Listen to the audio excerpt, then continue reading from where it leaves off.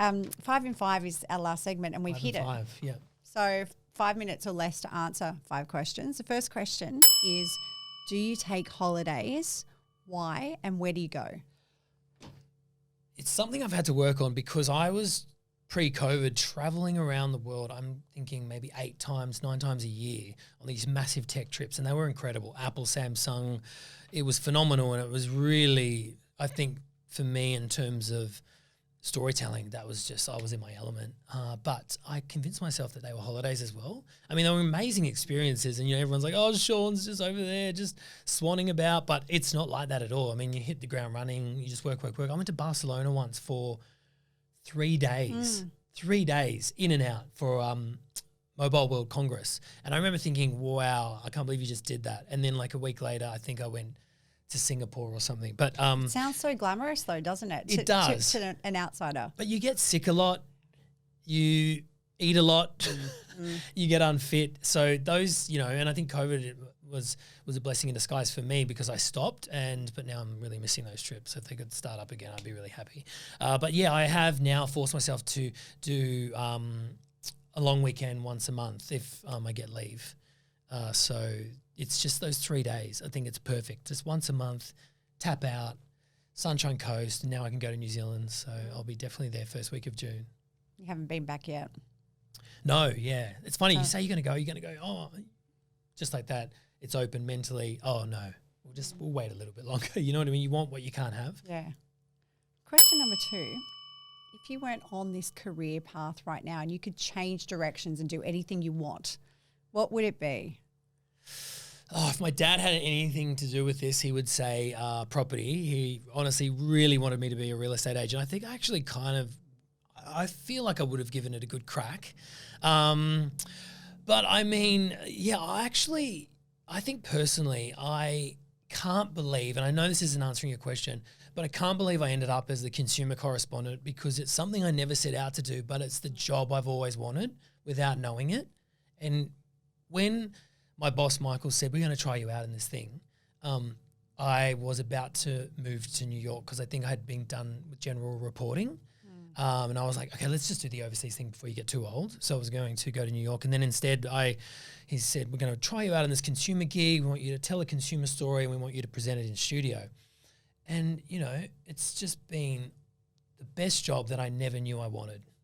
Well, it sounds like when you were saying earlier about you when you were a young kid organising everything.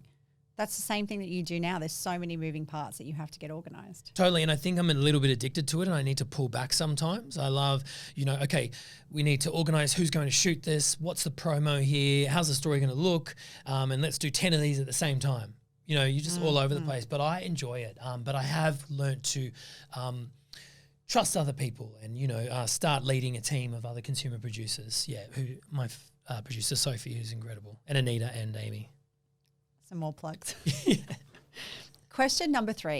What's the best piece of career advice you've ever received? Oh, complacency is a killer.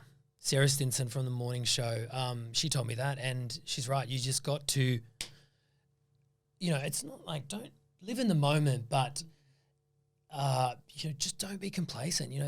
For me personally, I just, what's the next thing in terms of innovation and sort of how we could tell the story differently?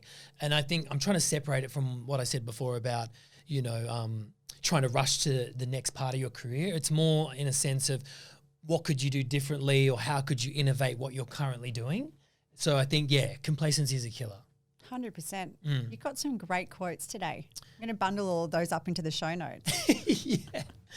Question number 4. What's one thing about you that people would be surprised to learn? Oh, that's a hard one. That is really tricky. What is something people would be surprised to learn about me? Oh, I mean, we've covered Serena off. Well, I ran away from home actually for a while because I struggled when I was younger, obviously, in that lead up to 15, and I actually missed the whole of year 9. And I was hanging around, other naughty kids, and just because I was a bit confused, obviously with identity and things like that, I was trying to be like this different masculine version of myself, and I ran away from home, and thank God my dad supported me through it. Where did you live? Oh, just with friends, just bouncing around. And then I actually I got beaten up really badly. And it was a massive moment where, you know, I was in hospital. My dad came in and he said, you need to change your life. You need to change it right now. What are you doing? And I did. And we moved, I think. Yeah, we moved to Pendle Hill, Western Sydney, and we lived there, and I completely just changed everything. Yeah, so that's something that happened. Sounds terrifying as a parent too. Yeah, I mean, I look back on it and I think, wow, I can't believe you survived that. But it is who I am. It's made me who I am today. And yeah, you just got to embrace every part of you. Question number 5. This podcast is all about influence. Yes. So I'd love to know, what is your one tip for people with influence? Oh, I honestly, and I've learned this. I keep saying, honestly, I need to cut that habit. Share it. And I've been doing a lot of that lately. And when I say influence, I think more just sharing the power that comes with influence to inspire others. And I've been trying a lot to do with it with some of the producers that work under me, in particular 3 girls that are rotating at the moment, Amy, Anita and Sophie, and just, you know, teaching them different ways and bringing it back to things that have happened to you in terms of telling a story or mistakes that you've made. And I feel like I'm now on a level of, I understand that we're all in it together, whereas, you know, 20 to probably 32, it was me. Where am I going? What am I doing? But now I feel, wow, it's just so makes me feel so happy to share advice and to, you know, embrace other people and lift them up. Yeah, I feel like that would be my number one advice. Yeah. It's great, and I've never heard that one, but such a great leadership influence piece of career advice. Yeah. Thank you.